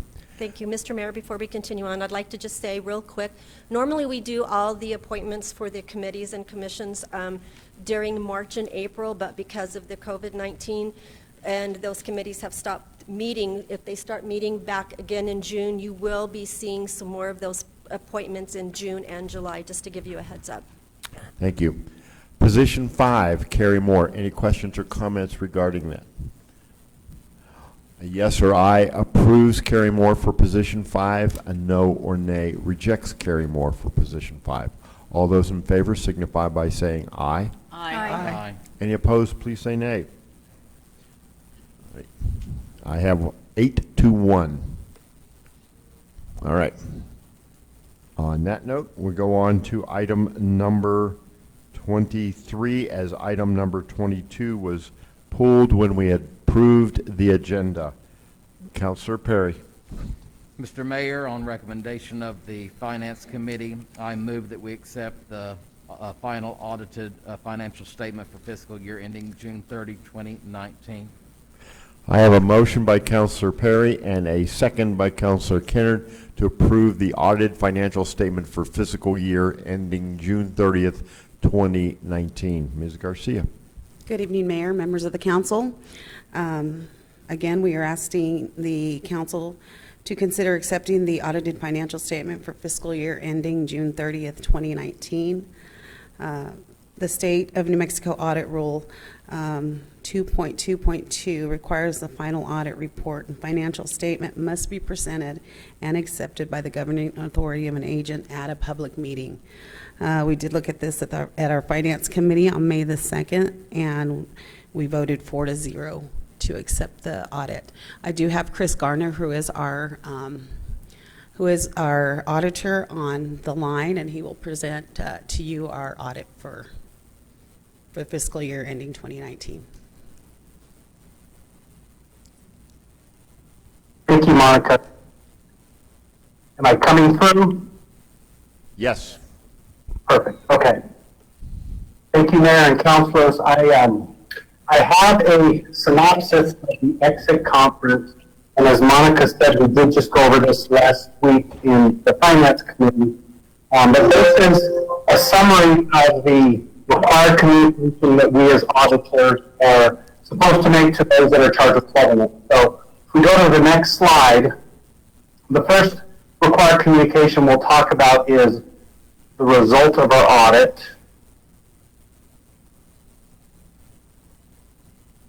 There we go. And what our audit report, our opinion that we're giving, is what we call an unmodified opinion, or I like to refer to it as a clean opinion. That opinion states that the financial statements are fairly presented in accordance with our standards, and in essence, that is the highest level of assurance that we as auditors can give. And so that is the type of report that the city wants to get. And so, again, that is the highest level of assurances we as auditors can give. The next slide talks about 2 additional reports that we have in your financial statements. The first one is on the left, talking about a yellow book report. And what that yellow book requires us to do is look at internal controls a little bit differently than normal auditing standards require. So the New Mexico State Auditor requires all governments to do a yellow book audit. In that report, all we're doing is explaining how we're testing internal controls differently. In a regular audit, all we have to do is gain an understanding of internal controls.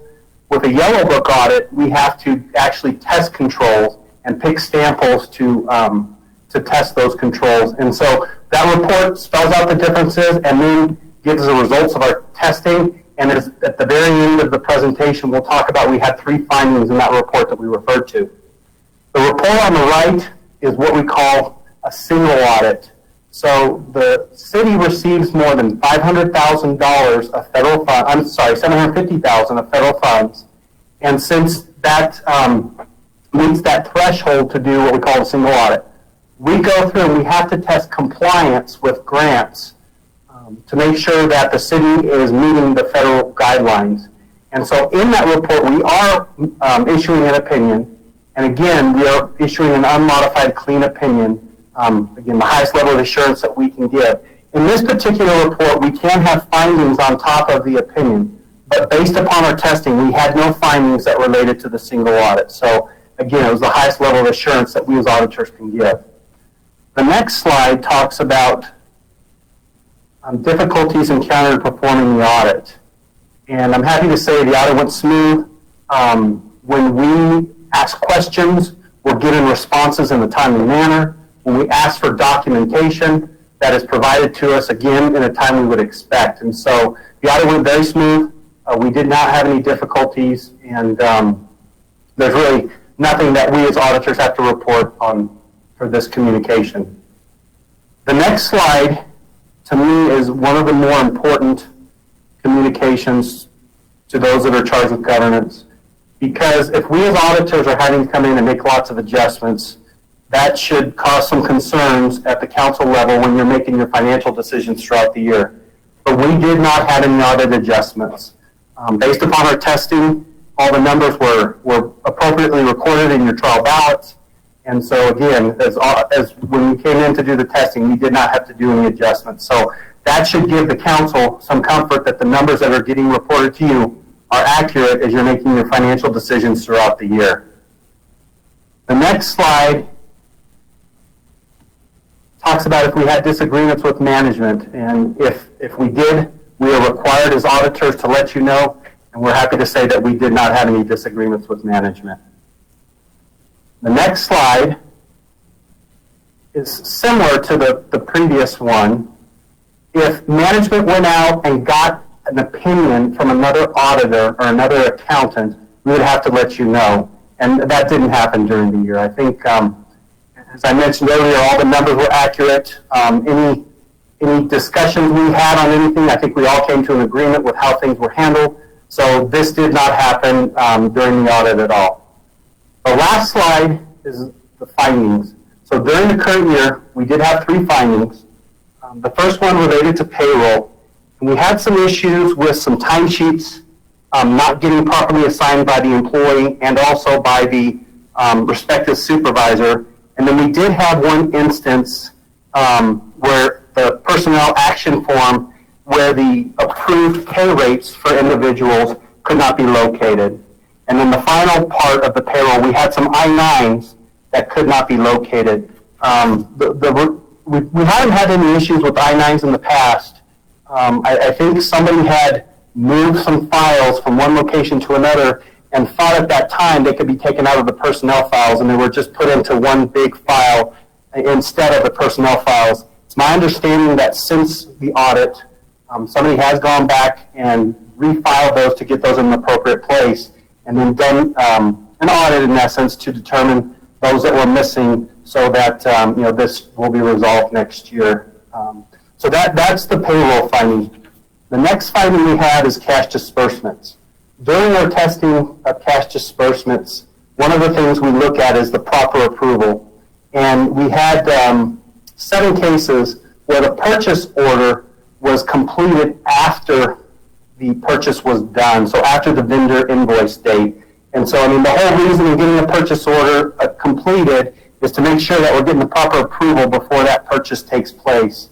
And so therefore, that was in violation of the city policy. So we just need to ensure that those purchase orders are completed prior to any purchases being made. The last item is relating to gas cards. So when looking at the internal controls over gas cards, the gas statements are getting paid without the individual departments approval of the transactions that happen. So our recommendation is that the city establish a policy whereby the department heads responsible for those various cards that are issued to their department review and approve the transactions that happen each month. And so again, a policy needs to be established, and it's my understanding that that is in process, but has not yet been complete. With that, I'll stand for any questions. All right. Councilors. Oh, Ms. Garcia, do you have anything else you wanted to add? I'm just here for any questions. All right. I have Councilor Perry. Councilor, you have the floor.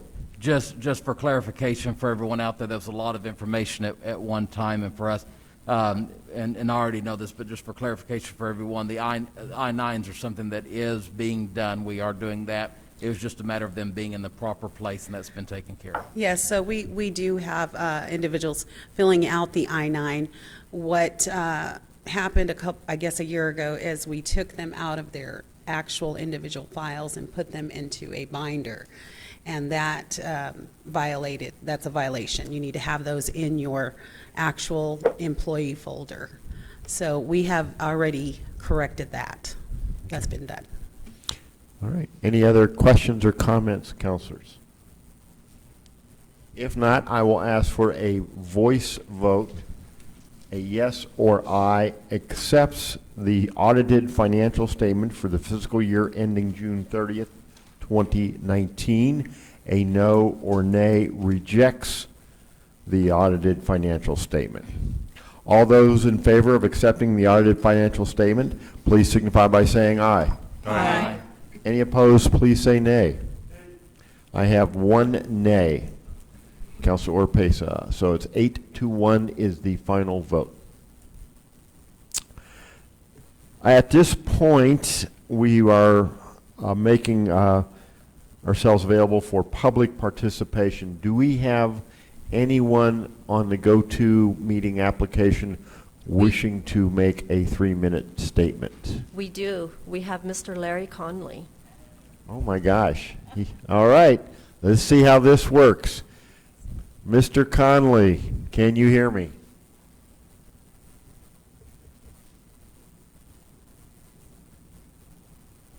Mr. Conley, Earth to Conley.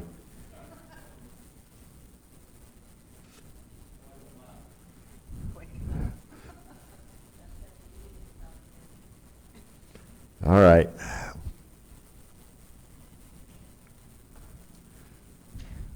I see him listed on here. I see 4 on here.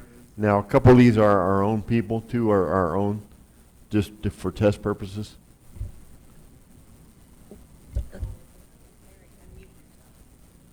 That's correct. 2 of them are for test purposes, and I think the other one is AKA caller number 1. Okay. We don't know who that is. So. Okay, that's fine. But we can't, are we not in communication with Mr. Conley? I think they're trying to work with him to get unmuted.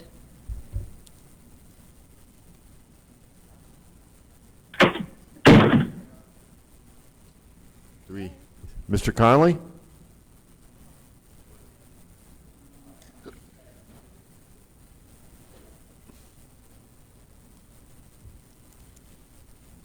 Am I getting this is not going to work signal? Not going to work? All right. In that case, we will move on to item number 24. We'll try again next time. Councilor Stubbs. Thank you, Mr. Mayor. I move that council go into a closed session pursuant to NMSA 1978, Chapter 1015-1H2 and 1H8 to discuss limited personnel matters relating to the impact of COVID-19 and to discuss the purchase, acquisition, or disposal of real property or water rights relating to property located at the Roswell Air Center. I have a motion by Councilor Stubbs and a second by Councilor Kennard to go into closed session. Do we have any discussion or questions, Councilor? If not, this is a roll call vote. A yes or aye takes us into closed session. A no or nay keeps us in open session. Ms. Call, please call the roll. Counselor Moore? Yes. Counselor Stubbs? Yes. Counselor Best? Yes. Counselor Peterson? Yes. Counselor Oropesa? Yes. Counselor Perry? Yes. Counselor Kennard? Yes. Counselor Foster? Yes. Counselor Roebuck? Yes. Motion passes. All right, ladies and gentlemen, I have the time now is 7:57. We will meet the same place we met last time, the most distant one. Let's meet there in at 8 o'clock in 3 minutes.